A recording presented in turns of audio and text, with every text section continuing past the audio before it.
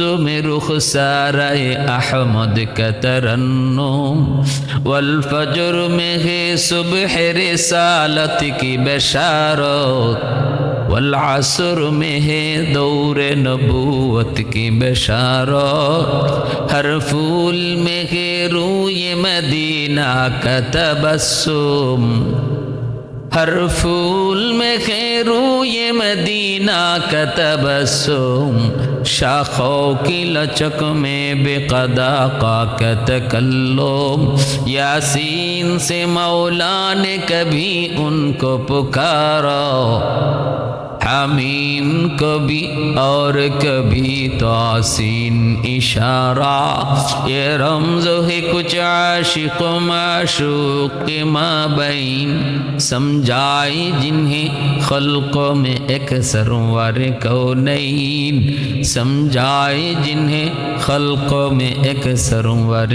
कौनैन এজন্যই রাসূল বলেছেন চাচা আপনি ওই ছাগল রাখালিটাকে ছোট মনে করেন না চাচা গো ছাগল রাখালিটাকে ছোট মনে করেন না যদিও কাজটা ছোট কিন্তু 100% হালাল আমি কাজের প্রতি সম্মান দেখাই চাচা আমার আপনি এই কাজটাই দেয়া দেন রিজিক তো দিবেন আল্লাহ রিজিক তো মালিকের হাতে রিজিক তো মানুষের হাতে না কর্মের উপরে রিজিক আসে না রিজিক বন্টন করেন আল্লাহ চাচা রাসূলকে নিয়ে আবার আম্মাজানের কাছে আসলেন এর দ্বারা মেসেজ গোটা মুসলিম উম্মার জন্য যুবকরা শোনো বেকারত্ব সমাজের জন্য অভিশাপ দেশের জন্য অভিশাপ পরিবারের জন্য অভিশাপ ব্যক্তির জন্য তোমার নিজের জন্য অভিশাপ অতএব বেকার থাকার চেয়ে কর্ম ছোট হোক এই ছোট কাজের মধ্যেও লেগে থাকা এটা আমার নবীর আদর্শ এটা আমার নবীর শিক্ষা আমার নবীর আদর্শ আর যারা আমরা খুব কোটি কোটি টাকার ব্যবসা করি আর যারা খুব ছোট্টখাটো একটা দোকান নিয়ে বসছে তারও হে চোখে দেখবেন না ছোট চোখে দেখবেন না সাবধান কারণ আল্লাহ নারাজ হবে রিজিক তুমি কোটিপতির হাতেও না আর বুট বিক্রি করা বাদাম বিক্রেতার হাতেও রিজিক না রিজিক তো মালিকের হাতে আল্লাহ রিজিক বন্টন করে দেখবেন কোটি টাকার মালিকের অভাব যায় না কিন্তু গরিবের অল্প কামাই করে তার কোনো অভাব নেই এর নামই হলো বরকত আল্লাহ পাক রব্বুল আলামিনের হাতে যেহেতু রিজিক এজন্য আল্লাহ এইভাবে বন্টন করে আমার ভাইয়েরা বন্ধুরা যুবক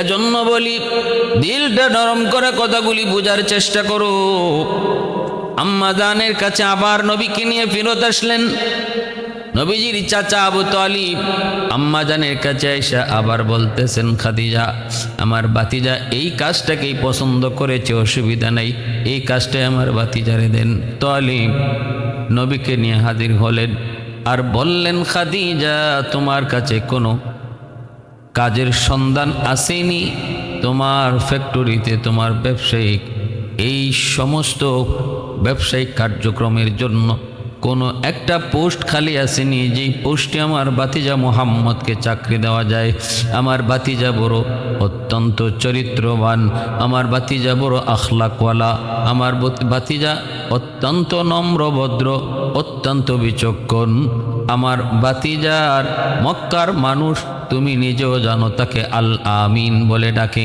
সত্যবাদী হিসাবে ডাকে অতএব আমি আবু তালিব আমার ভাতিজার চারিত্রিক সার্টিফিকেট দিলাম কোনো অসুবিধা নাই যদি সুযোগ থাকে আমার ভাতিজাকে একটা চাকরি দাও আম্মাজান তখন খুশি হলেন আম্মাজান বললেন আবু তালিব আপনার ভাতিজাকে আমার ফ্যাক্টরিতে চাকরি দেওয়া এটা আমার জন্য আরো ভাগ্য আমিও তো এমন লোকই চাই কিন্তু এই অবস্থায় আমার ফ্যাক্টরিতে কোনো পোস্ট খালি নেই কেমন করে তারে চাকরি দিব শুধুমাত্র একটা জায়গার সুযোগ আছে তাও সেটা কয়েকদিনের জন্য বেশি দিন নয় আমার বকরি রাখাল অল্প দিনের জন্য ছুটিতে গিয়েছে যদি তুমি চাও তোমার ভাতিজাকে আমি এই পোস্টে কয়েকদিনের জন্য একটা সুযোগ দিতে পারি তবে আমি মনে করি এটা আপনার জন্য মানানসই নয় এটা আপনার বংশের জন্য মানানসই নয় কারণ জানেননি গো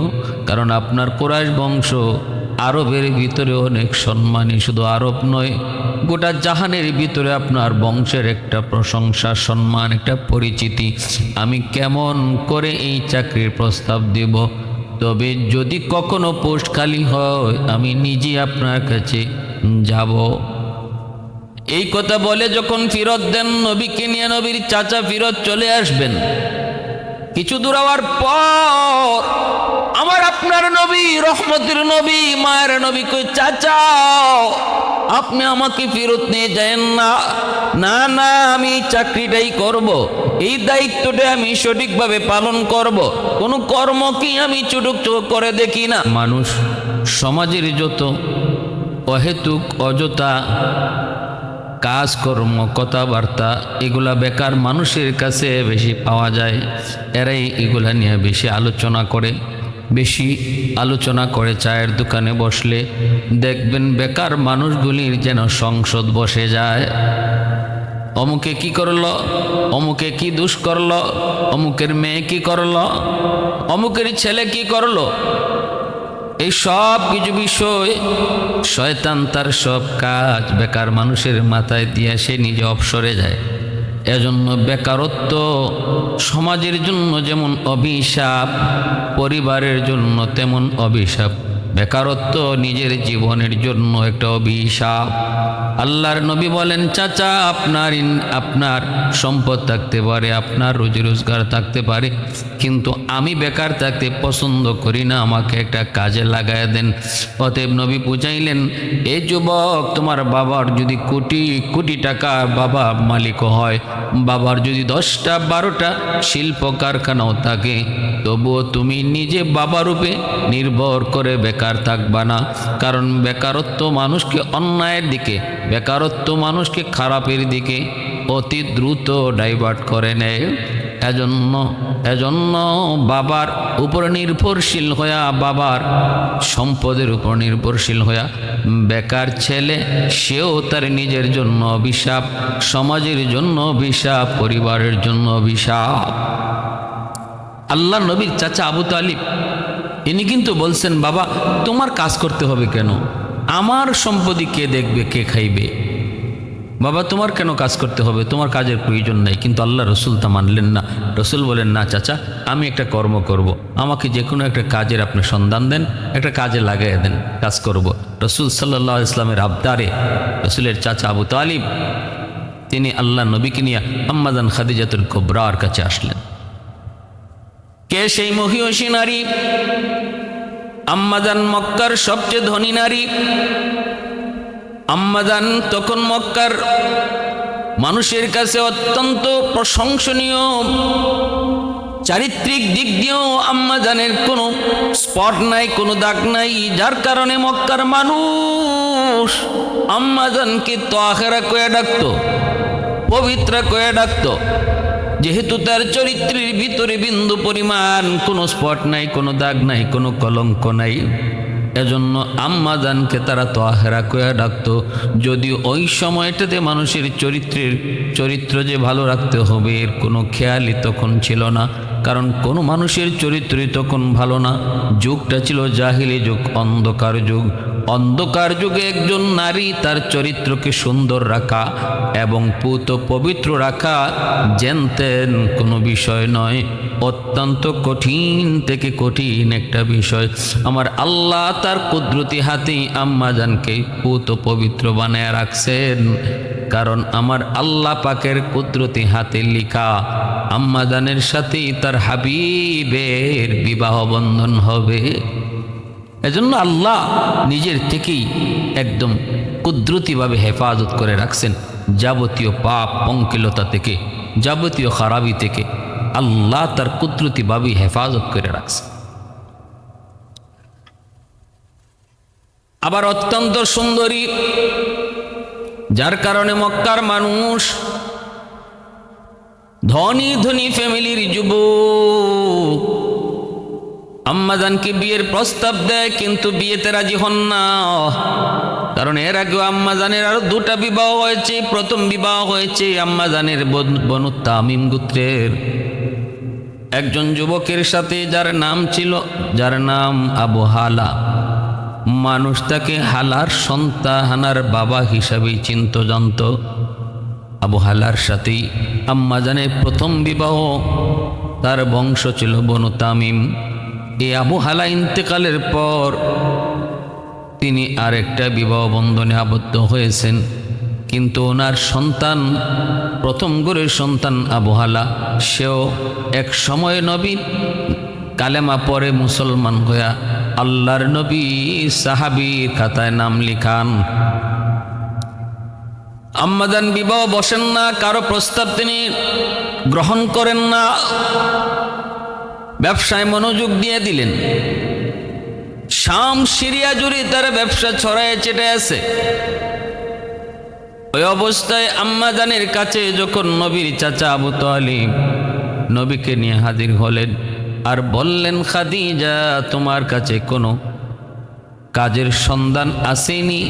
তোমার ফ্যাক্টরিতে তোমার ব্যবসায়িক এই সমস্ত ব্যবসায়িক কার্যক্রমের জন্য কোনো একটা পোস্ট খালি আসেনি, যেই পোস্টে আমার ভাতিজা মুহাম্মদকে চাকরি দেওয়া যায়? আমার ভাতিজা বড় অত্যন্ত চরিত্রবান, আমার ভাতিজা বড় আখলাকওয়ালা, আমার ভাতিজা অত্যন্ত নম্রভদ্র, অত্যন্ত বিচক্ষণ। আমার ভাতিজার মক্কার মানুষ, তুমি নিজেও জানো, তাকে আল আমিন বলে ডাকে, সত্যবাদী হিসাবে ডাকে। অতএব আমি আবু তালিব আমার ভাতিজার চারিত্রিক সার্টিফিকেট দিলাম, কোনো অসুবিধা নাই, যদি সুযোগ থাকে আমার ভাতিজাকে একটা চাকরি দাও। আম্মাজান তখন খুশি হলেন। আম্মাজান বললেন, আবু তালিব, আপনার ভাতিজাকে আমার ফ্যাক্টরিতে চাকরি দেওয়া এটা আমার জন্য আরো ভাগ্য। আমিও তো এমন লোকই চাই, কিন্তু এই অবস্থায় আমার ফ্যাক্টরিতে কোনো পোস্ট খালি নেই, কেমন করে তারে চাকরি দিব? শুধুমাত্র একটা জায়গার সুযোগ আছে, তাও সেটা কয়েকদিনের জন্য, বেশি দিন নয়। আমার বকরি রাখাল অল্প দিনের জন্য ছুটিতে গিয়েছে, যদি তুমি চাও তোমার ভাতিজাকে আমি এই পোস্টে কয়েকদিনের জন্য একটা সুযোগ দিতে পারি, তবে আমি মনে করি এটা আপনার জন্য মানানসই নয়, এটা আপনার বংশের জন্য মানানসই নয়। কারণ জানেননি গো, কারণ আপনার কুরাইশ বংশ আরবের ভিতরে অনেক সম্মানী, শুধু আরব নয়, গোটা জাহানের ভিতরে আপনার বংশের একটা প্রশংসা, সম্মান, একটা পরিচিতি। আমি কেমন করে এই চাকরির প্রস্তাব দেব?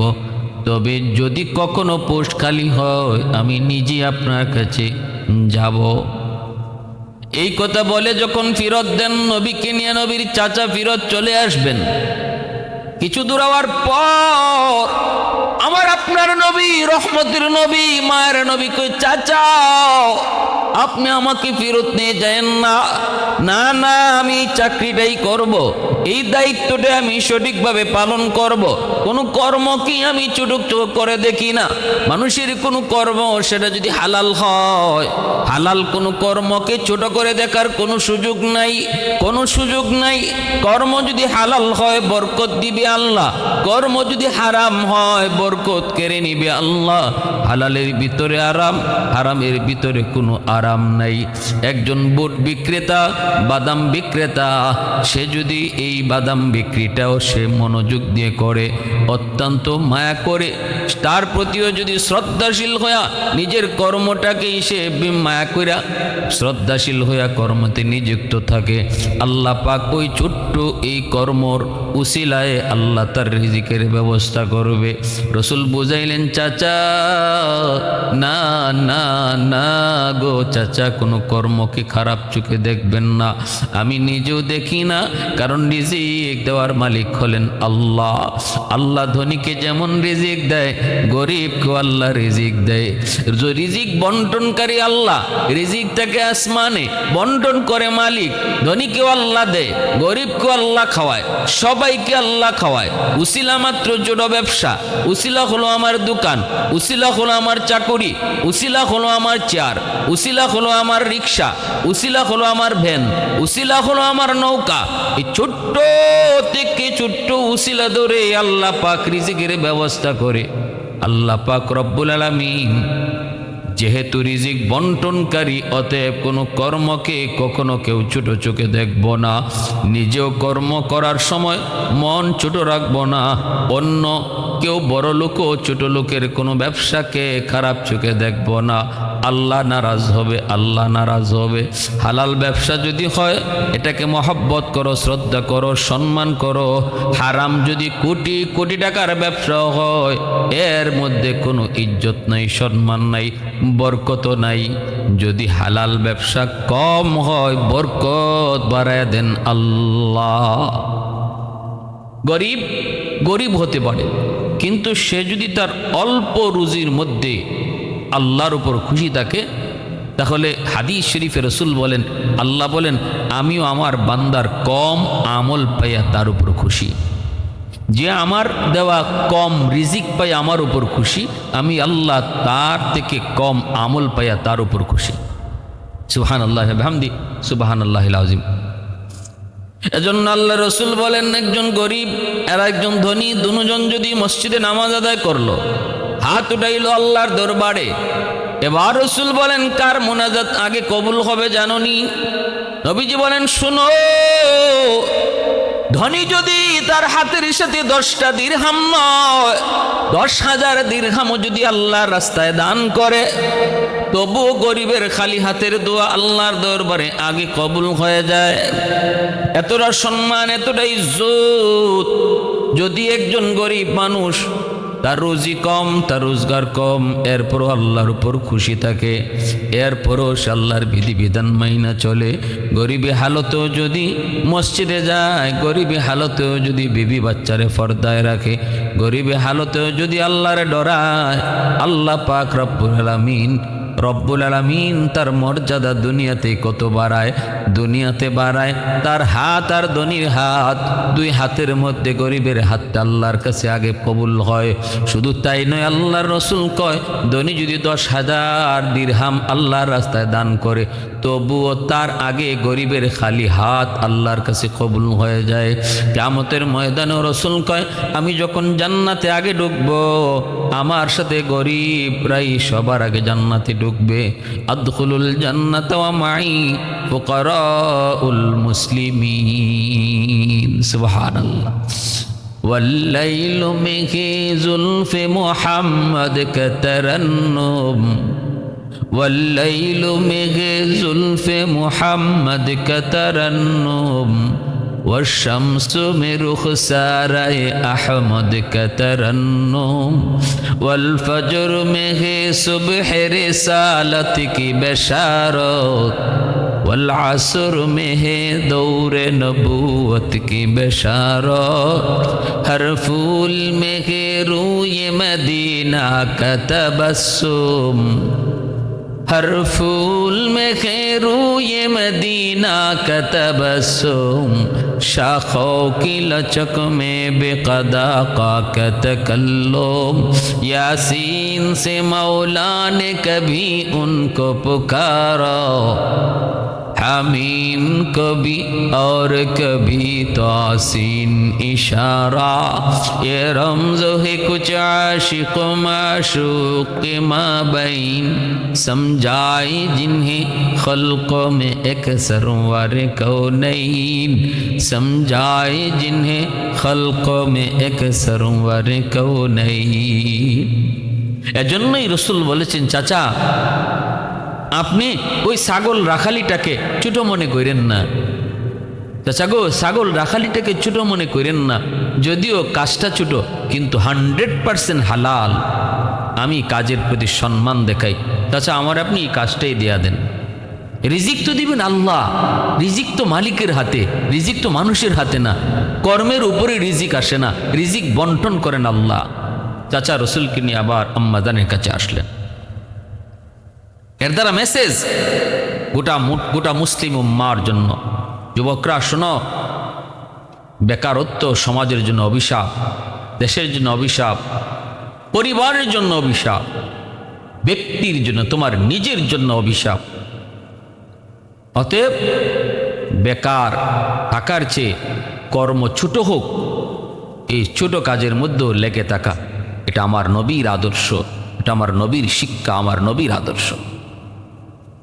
আর যারা আমরা খুব কোটি কোটি টাকার ব্যবসা করি, আর যারা খুব ছোট্টখাটো একটা দোকান নিয়ে বসছে, তারও হে চোখে দেখবেন না, ছোট চোখে দেখবেন না, সাবধান। কারণ আল্লাহ নারাজ হবে।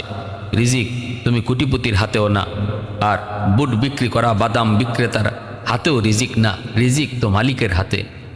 আল্লাহ রিজিক বন্টন করে। দেখবেন কোটি টাকার মালিকের অভাব যায় না, কিন্তু গরিবের অল্প কামাই করে তার কোনো অভাব নেই। এর নামই হলো বরকত। আল্লাহ পাক রব্বুল আলামিনের হাতে যেহেতু রিজিক, এজন্য আল্লাহ এইভাবে বন্টন করে। আমার ভাইয়েরা, বন্ধুরা, যুবক, এজন্য বলি দিলটা নরম করে কথাগুলি বোঝার চেষ্টা করো। আম্মা জানের কাছে আবার নবীকে নিয়ে ফেরত আসলেন। নবীজির চাচা আবু তালিব আম্মা জানের কাছে এসে আবার বলতেছেন, খাদিজা, আমার বাতিজা এই কাজটাকেই পছন্দ করেছে, অসুবিধা নেই, এই কাজটাই আমার বাতিজারে দেন। আম্মা জানের কাছ থেকে এই কাজটা বুঝে নিলেন। এরপরে চাচা নবীকে সেখানে দিয়ে চলে আসলেন। আল্লাহর নবী এইবার ছাগল রাখালি করেন। সকালে নিয়ে যান, বিকেলবেলা ছাগলগুলি নিয়ে আসেন। প্রথম দিন আসার পর আম্মাজান তাকায় দেখেন প্রতিটা ছাগলের পেট ভরা একদম খাদ্যে। প্রতিটা ছাগল পেট ভরে খাবার খেয়ে এসেছে।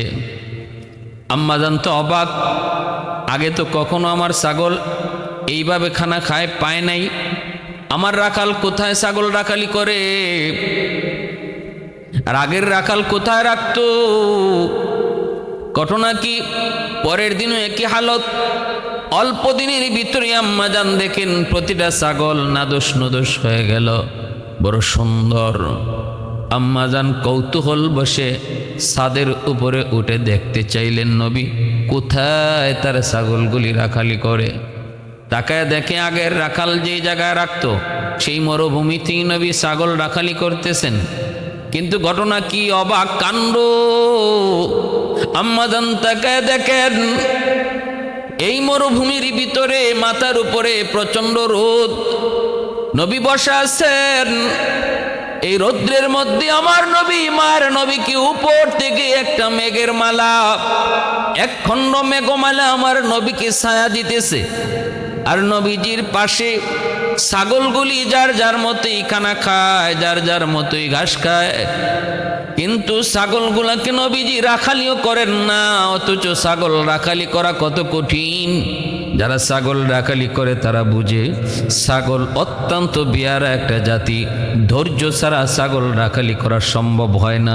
এইদিকে যদি নিতে চান ছাগল ওই দিকে যেতে চায়, সামনে যদি আনতে চান ছাগল পিছনে যেতে যায়, আবার পিছনে যদি আপনি তার মর্জি মতো আপনি তারে পিছনে নিতে চান তখন ছাগল কিন্তু আবার সামনে আসতে চায়। এই হলো ছাগলের আদত। আপনি যেদিকে নিতে চাইবেন ছাগল ওদিকে কখনো যেতে চাইবে না।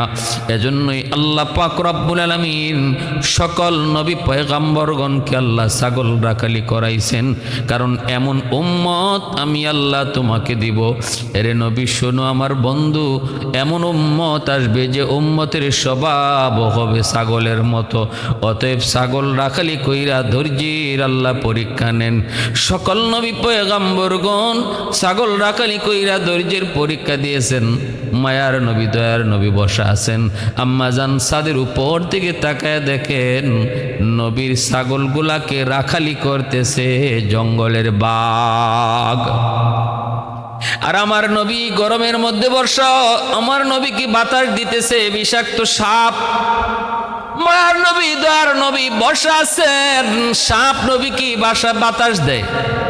এই দৃশ্য দেখা মাত্রই আম্মাজান বুঝে ফেললেন আমার রাখাল সে তো কোনো রাখাল নয়, সে তো সাধারণ কোনো মানুষ নয় গো, সে তো মহান একজন মনীষী, যারে বাঘে চেনে সাপে চেনে, সে তো সাধারণ কোনো মানুষ নয়। তাকায় দেখেন নবী পানি খাওয়াইতে নিলেন কুয়ার কাছে। কুয়া থেকে বালতি উঠাইয়া পানি পান করাইতে হয়, কিন্তু আম্মাজান দেখেন নবীজি ছাগলগুলা নিয়ে কুয়ার কাছে যাওয়া মাত্রই কুয়ার পানি নিচ থেকে উপরে উঠে গেল।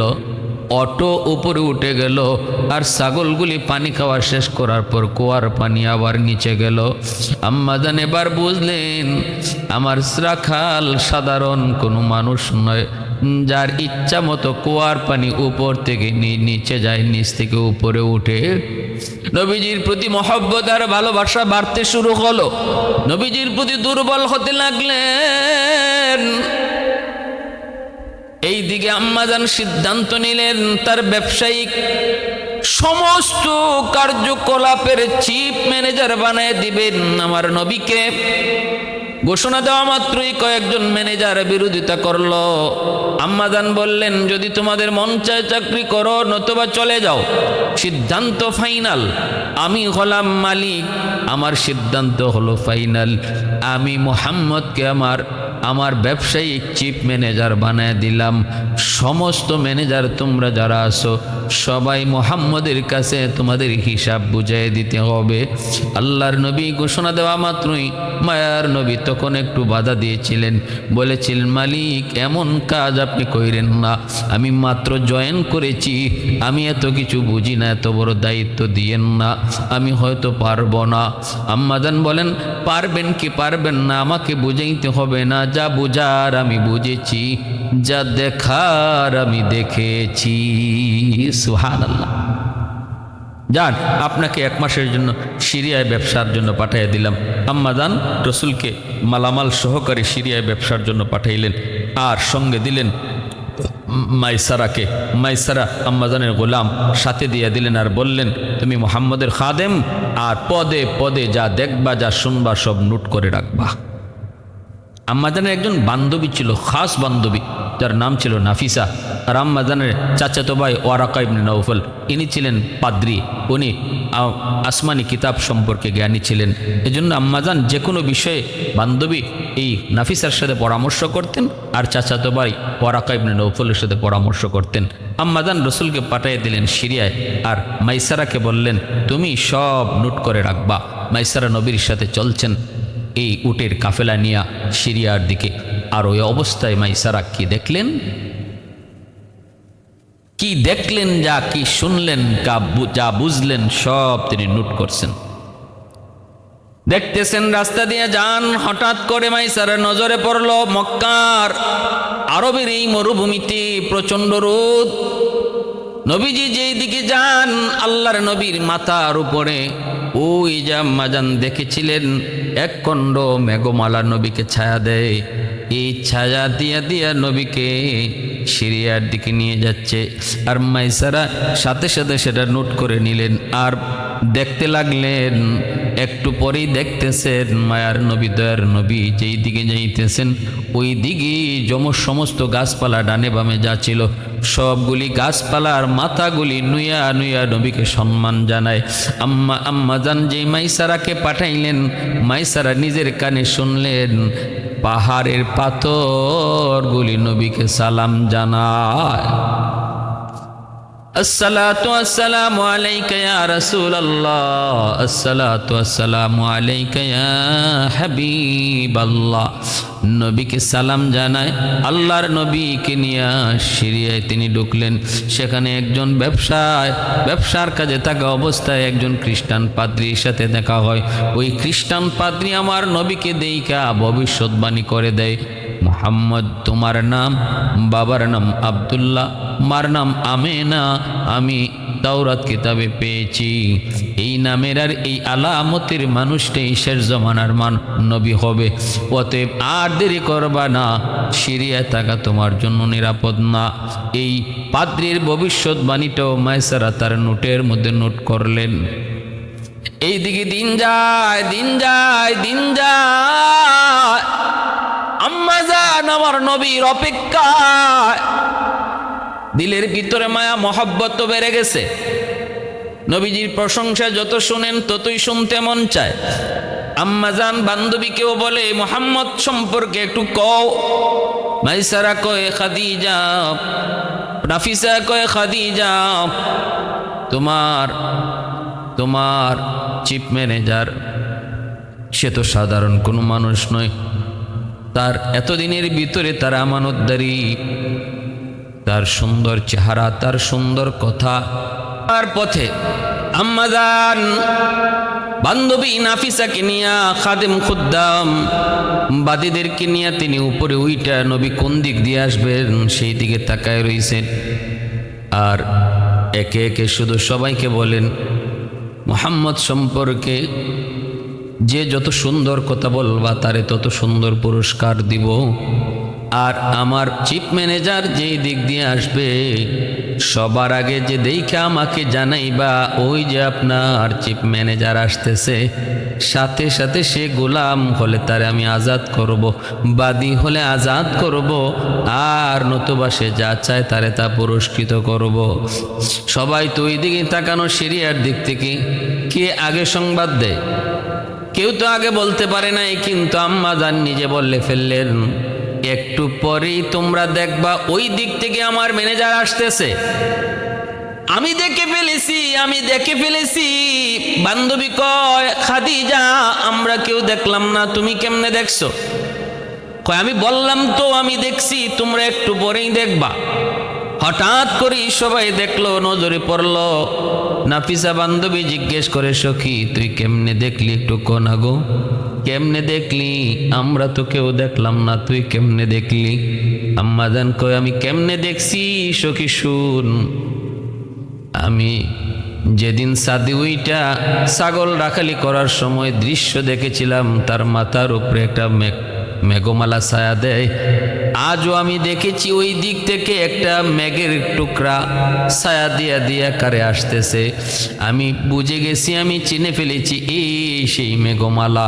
অতএব আমার ইয়াকিন করা গেছে এই মেঘমালার নিচে আমার ম্যানেজার তারে ছায়া দিয়া দিয়া নিয়ে আসতেছে। এই জিনিসটা আমি বুঝার কারণেই বুঝলাম, বললাম অল্প সময়ের ভিতরেই তোমরা তারে দেখবা। সত্যি সত্যি নবী যখন সবার নজরে পড়ে গেল, রসুল আসলেন, মাইসারা সব ঘটনা বিস্তারিত শোনাইলেন। আম্মা জানের আবেগ আর ভালোবাসা আরো দ্বিগুণের দ্বিগুণ নবীর প্রতি বেড়ে গেল। বান্ধবী নাফিসাকে বলতেছে, বান্ধবী একটু বল আমার ম্যানেজার তোর কাছে কেমন লাগে, যা না একটু বিয়ের প্রস্তাবটা দিয়ে আয়, আমি তো তার প্রতি দুর্বল হয়ে পড়েছি। বান্ধবী যখন নবীকে বিয়ের প্রস্তাব দেয়, নবী বলতেছেন এটা কেমনে সম্ভব, আমার তো গার্ডিয়ান আছে, আমার তো চাচা আছে আবু তালিব, আমার চাচার অনুমতি ছাড়া আমি কিছুই বলতে পারবো না। এই বইলা নবীজি সোজা বাড়িতে চলে আসলেন। চাচাই কয় বাতিজা মোহাম্মদ কেন আসছো, কি ব্যাপার? আল্লাহ রসুল কয় চাচা আমি আর চাকরি করতাম না। চাকরি আর করমই না কেন? চাচা আমার মালিক বড় ভালো, কিন্তু বেশি সুবিধা না, আমার তো বিয়ার প্রস্তাব দিয়া বইছে। চাচা কন্ত এটা কেমনে হয়? ইনি এত সম্পদের মালিক, ইনি এত পুত পবিত্র, উনি কোথায় আর আমি কোথায়, কিভাবে হয়? চাচা আমি তো শরম পেয়ে লজ্জা পেয়ে আমি চলে এসেছি চাকরি চাইরা।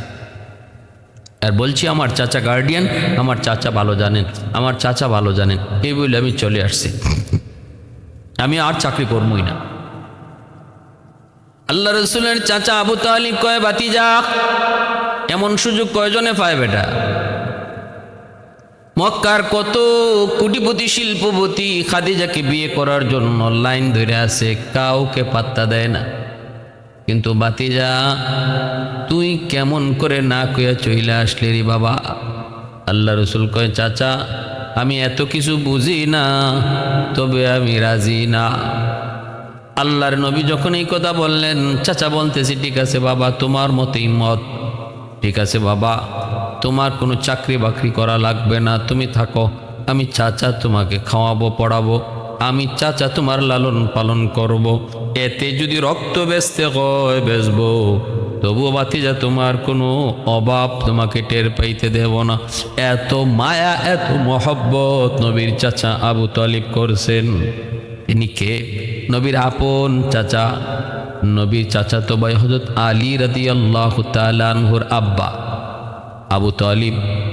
যদিও কালেমা পড়ে মুসলমান হন নাই, কিন্তু আমার নবীর প্রতি ভালোবাসা ছিল এই পরিমাণ, এত ভালোবাসা এত মহব্বত।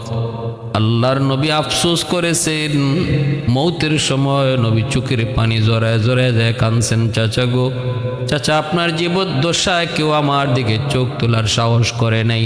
চাচা একটা বার শুধু আমার কানে কানে শুধু কালেমাটা পড়েন, কিয়ামতের ময়দানে আমি নবী কথা দিলাম আমি আপনারে সাথে না লইয়া জান্নাতে যাব না। আবু জাহেল, উতবা, সাহেবা বড় বড় লিডাররা কাছে তাকায়, নবীর চাচা আবু তালিব কালেমা পড়েন নাই।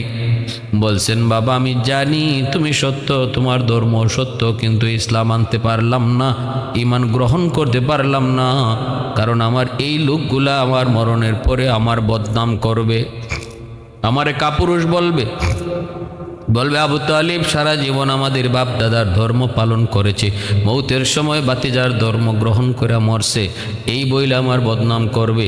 আমি জানি তোমার ধর্ম সত্য, তুমিও সত্য, এরপরও আমি ঈমান আনতে পারলাম না। বারবার নবী পিরাপিরি করতেছিলেন। তখন আল্লাহ জানিয়েছে, বন্ধু আর চেষ্টা করো না, ইন্নাকা লা তাহদি মান আহবাবতা ওয়ালাকিন্নাল্লাহ ইয়াহদি মান ইয়াশা। বন্ধু তুমি যারে চাও তারে হেদায়েত দিতে পারবা না, হেদায়েত দেওয়ার মালিক হলাম আমি আল্লাহ। ভাইরা বন্ধুরা, এরপরে আল্লাহর নবী রহমতের নবী যখন চাকরি ছেড়ে চলে আসলেন, আম্মাজান খাদিজাতুল কুবরা রাদিয়াল্লাহু তাআলা আনহা, নবী যান না চাকরিতে যান না, তিনি নিজেই নবীজির বাড়িতে চলে আসলেন, আবু তালিবের কাছে চলে আসলেন। আল্লাহর নবীর চাচা আবু তালিব আম্মাজান খাদিজাতুল কুবরাকে দেইখা তো অবাক। খাদিজা ব্যাপার কি, গরিবের বাড়িতে হাতির পাড়া? আম্মাজান কয় না, আমি আপনার কাছে ভিক্ষা চাইতে এসেছি। নবীজির চাচা কয় খাদিজা আমি তোমারে ভিক্ষা দিব, এটা বলো কি, এমন কি আছে যে আমি তোমারে দিতে পারি? আম্মাজান কয় আপনার কাছে এমন আছে আছে যা আপনি আমারে দিতে পারেন, আছে বিদায় আমি ভিক্ষা চাইতে এসেছি। নবীজির চাচা কয় কোন জিনিস? আম্মাজান কয় আপনার ভাতিজা মুহাম্মদ, আপনার ভাতিজা মুহাম্মদ, যদি আপনি আমাকে আপনার ভাতিজার পুত্রবধূ বানান, আপনার ভাতিজার বধূ বানায় আপনার বাড়ির ঝাড়ু দেওয়ার একটু সুযোগ দেন, আমি খাদিজা সারা জীবনের জন্য কৃতজ্ঞ থাকব।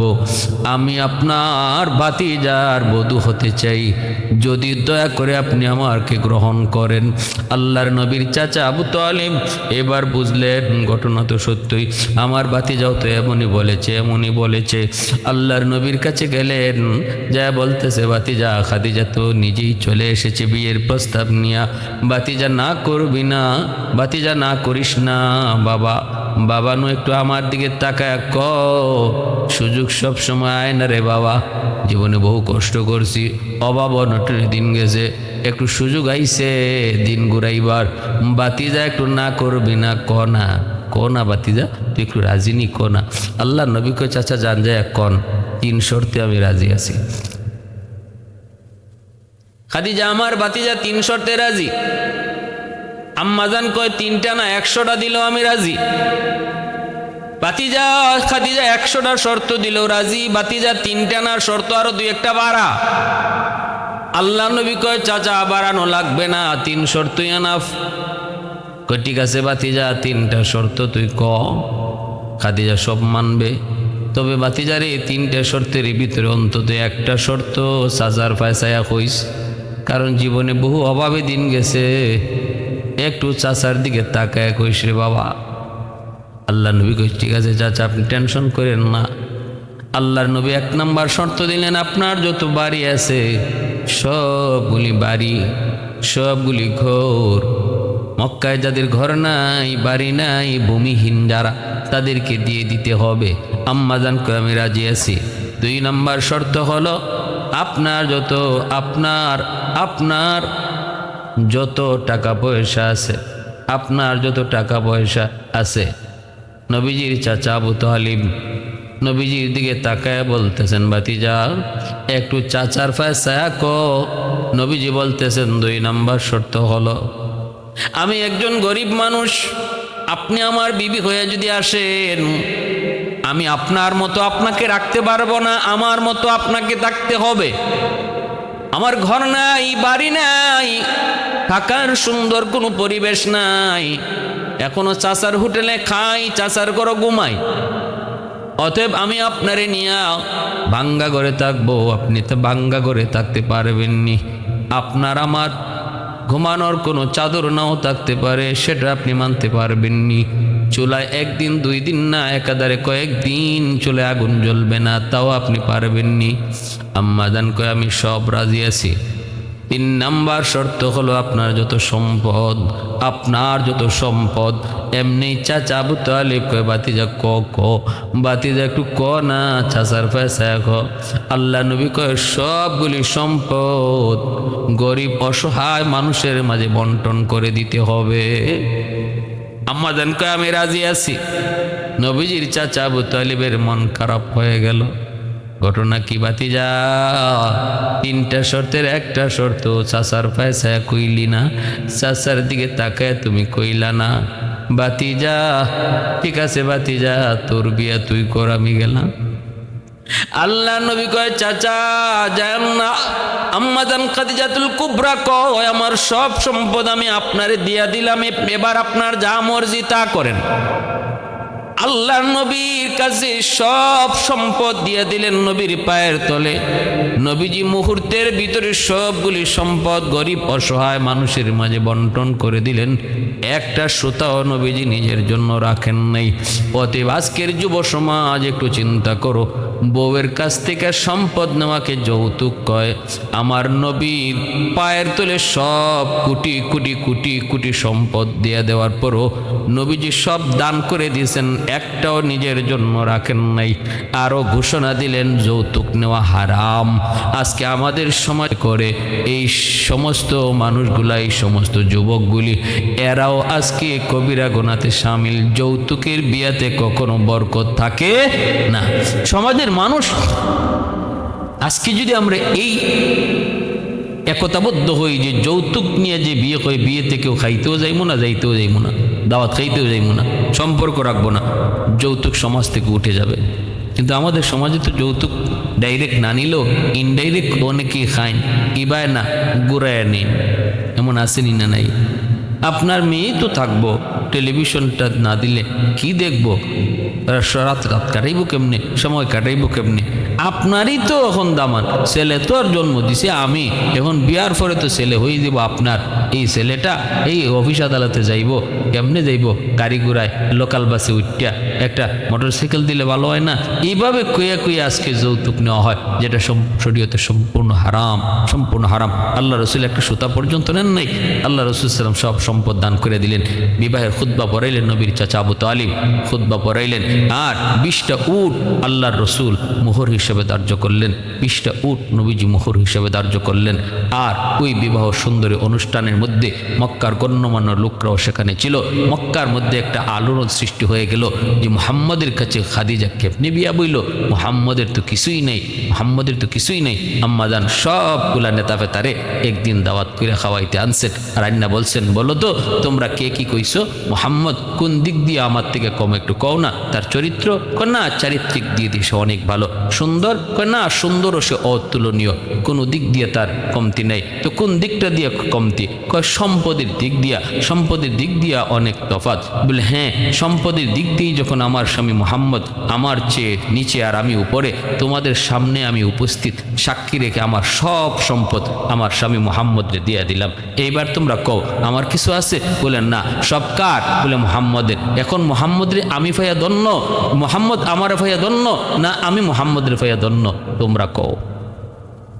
সবের চোখ একদম চেহারা মলিন হয়ে গেছে, সব চুপ হয়ে গেছে। আল্লাহ রসুলও সব সম্পদ পাইলেন, কিন্তু 100টাও নিলেন না। মক্কার গরিবদের মাঝে মুহূর্তের ভিতরে বন্টন করে দিলেন। আল্লাহ রসুল সাল্লাল্লাহু আলাইহি ইসলামের সাথে আম্মাজানের বিবাহ এইভাবে আবদ্ধ হলেন। রসুল সাল্লাল্লাহু আলাইহি ইসলামের যত সন্তান আছেন, 4 জন মেয়ে, জয়নব, রুকাইয়া, উম্মে কুলসুম আর ফাতেমা, এই 4 জন রসুল সাল্লাল্লাহু আলাইহি ইসলামের কলিজার টুকরা মেয়ে আম্মাজান খাদিজাতুল কুবরা রাদিয়াল্লাহু তাআলা আনহার গর্বে।